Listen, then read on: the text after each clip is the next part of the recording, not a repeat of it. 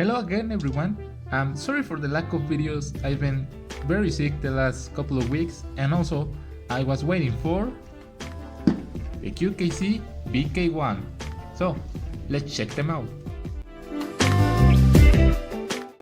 Sorry, before we get started, please, if you enjoy my videos, consider subscribing because over 80% of you aren't subscribed. And believe me, I have planned to review all the VK series of IEMs and all of that.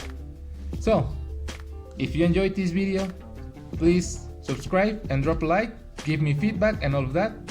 I will answer all your comments and questions. So yeah, let's start. So the QKZ VK1 are in the same price range as the VK4, which is by far the most popular video in my channel, and as far as I can see, the most popular budget IEM. But anyways, the VK1 doesn't have the DSD dynamic driver that I did some research, and it's supposed to be super high quality, but it has high-res audio. Well, it's capable of playing high-res audio, quackshot for hi-fi, whatever. Made in China. This has a mic, the QKZ logo that I really like. And the specifications, it has a double pin type, 0.75mm, 3.5 jack, which is pretty standard, 1.5 meters of length for the cable, a frequency response from 7 to 40k, oh, that's interesting, and 30 ohms, a sensitivity, and their weight, and that's about it.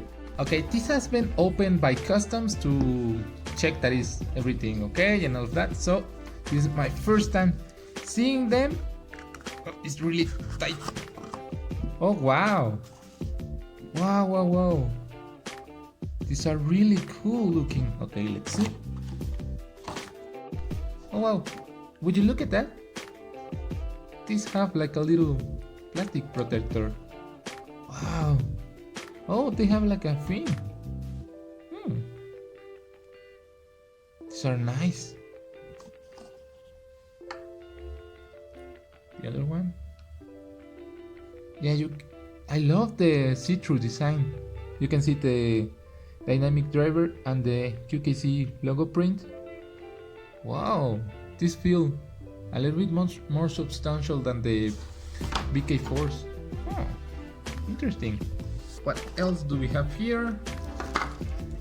I presume this is the cable. There it is. Oh, this is nice. What the hell? Oh, this feels much better than the VK4 cable. It feels sturdier, you know. It is still quite thin, but it feels better. Oh, it has a different fork. Again, a mic,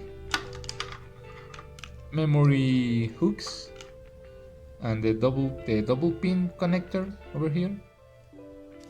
And over here we have the spare tips, I think.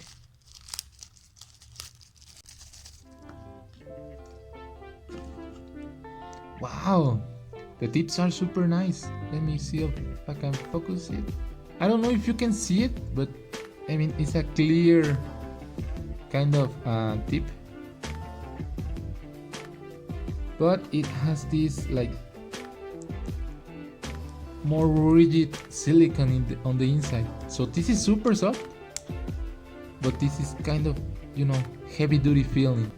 And the IEM itself has the L letter for left, sorry, and also the connector. So it goes like this, I believe, and right with right. So this is what they look like connected. I really like the design. So I will be testing them. Oh, wait a minute. Wow, this memory thing feels kind of weird. I don't know if you can see it, but it has like a matte finish instead of a glossy kind of finish. Wow, that's weird. I don't like the feeling, to be honest. I prefer this kind of glossy, rubbery kind of feeling than this. But anyways, I will be testing this for a bit and then come with the results. Also, I forgot to mention that it has a straight plug instead of an L plug. So yeah, some people might like it, some people may don't, but whatever. So, I've spent the last couple of days with the VK1s as my daily driver, and well, I gotta say, I'm actually kind of surprised and also confused. So, let's start with the meat of our discussion, which is the sound quality. So, the highs on these are super detailed, but they aren't sibilant nor picky. The mids are well bodied and they are forward in the mix as well as the highs, but the bass feels very recessed, you know. These aren't super bass heavy, these are super natural sounding actually.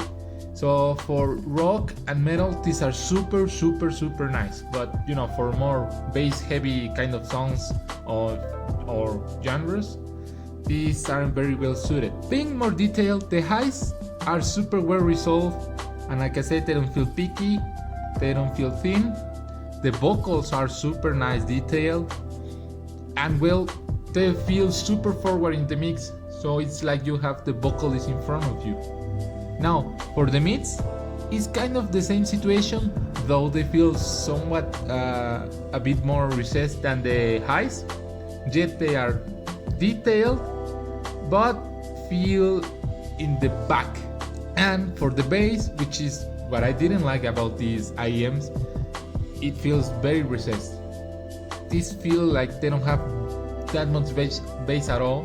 The bass kind of section of instruments feels from the very back of the mix. So yeah, these are super natural sounding, these are very well suited for metal and all of that, and I really didn't like them, to be honest. I'm kind of a bass head myself, so you know, if you're a bass head, I really wouldn't recommend this. Like I said, since these are natural sounding, I had to use EQ to make them listenable for me. I will put my settings right about here.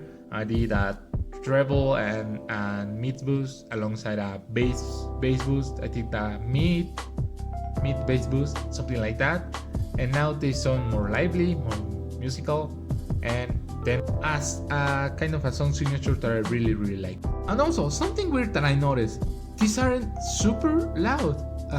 I was really confused. I thought that my unit was damaged or something like that, or even my cell phone, but I have to crank the volume up, which for my VK4s and Season Pros I usually listen to about 50-55%, but for this I have to turn up the volume up to 70%. Aside from the sound quality, another very positive thing is the design. I really like the design of this. I really like the see-through design. You can see the dynamic driver, you can see the wiring and all of that. And also this fin, although it seems kind of just there, believe me, is super comfortable. This little thing makes the whole IEM feel super comfy in your ear. So these are very well suited for long listening sessions or for a budget monitor if you're starting to, you know, produce music, master music and all of that. Another positive thing for me are the ear tips that they include. I really like this double kind of design. Like I said, this part of the ear tip itself is kind of more stiffer, and this is super soft. So again, these are crazy comfortable, which I was very surprised. And finally, another super positive thing of this is the cable itself. Some people might like the a straight plug, other people would like an L plug, but anyways, that's personal preference. But for me, this cable, although it's like a basic, I think this is a 6-core cable, I don't know, it feels sturdier than the one that came with the VK4. It feels, again, stiffer, feels sturdier, but again, it doesn't feel reassuring. Also, I really like this fork. It looks super nice. I think that it's just aluminum and plastic on the inside. So, my final verdict about the VK1s is that they are super cool, and really it depends what kind of sound signature you like. If you are like me and you like a more warmish kind of tone, I really would recommend the VK4s over the VK1. But these are super natural sounding. It was bizarre listening to them for a second, because I thought that they were damaged or something like that, because I couldn't really hear the bass. So I just had to crank the volume up and I could hear a little bit of bass. But after doing some research and watching other reviews, yeah, these are supposed to sound like that, you know, more natural sound, not a lot of bass, as if you were in a concert or something like that. So if you are looking for a budget pair of IEMs for monitoring or mixing music, mastering music, these are your best bet. I mean, for now. I haven't really tested other IEMs that are supposed to be natural sounding, but yeah, if you are in a very tight budget and you're looking for a cool pair of IEMs that really serve the purpose you're looking for, these are for you. There is no sibilance, the mids are well resolved, but you know, the bass is what it doesn't do it for me. The bass feels very recessed. I mean, you can hear the bass, but it's not like a rumbly bass. It's not, you don't feel the punchiness of it, the boominess. So if you're interested in buying the VK1s, I will have some links in the description, alongside with a link to a Yinyoo 8-core cables, because I really recommend just getting this cable out of the way and buying a very high quality one, you know, a Yinyoo, a TRN, even a KZ cable. So that would be it.